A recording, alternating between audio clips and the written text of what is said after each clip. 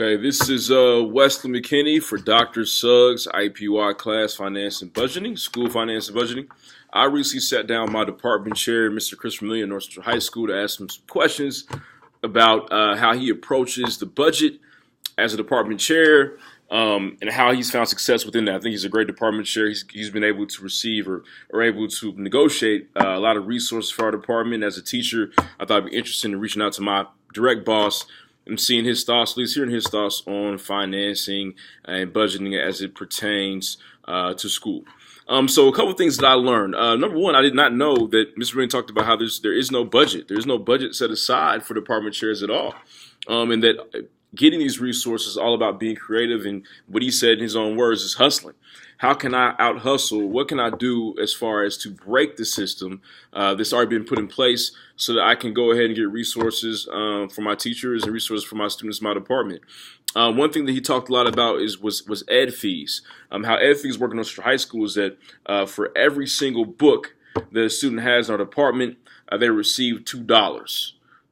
Students are known to pay these fees, these book fees, depending on the class they take. The problem with ed fees is that the formula set up by the state does not allow this for free reduced lunch students, because they know that maybe the free reduced lunch students are not necessarily paying for these books that they're receiving, so they don't necessarily give out or divvy out those costs that I mentioned before. So that makes things difficult, right? He basically gave me a formula thinking, so if you have 300 students, you have 150 students that are taking an AP course, and they pay $2 for their book fees. You should have $300 in the pot for that particular AP course, that particular segment of your department. But what happens is that the state has to honor the free and reduced lunch percentage of students in North Central High School. So the state assumes that half those AP students, even though we all know tracking is real, but half those AP students are on a free and reduced lunch program. So instead of receiving that $300, you're going to receive 150 of those dollars. Just really cuts that whole ed fee fund into half. Mr. Vermillion talked about how, ed fees are one thing. It's not going to generate a lot of money. When you're trying to get supplies for teachers and trying to provide some particular building or professional development for students, or excuse me, for your staff, and trying to get supplies for students, you have to figure out ways to make the budget work for you.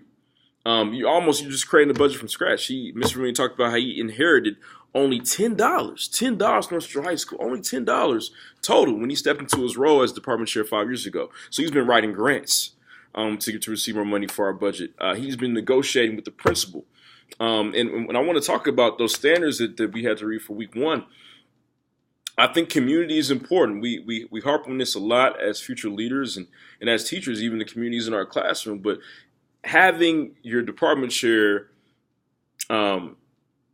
making sure that he or she's comfortable enough to come to you and discuss the budget with you, discuss your finances with you, and giving them the green light for their creativity, for them to hustle, right?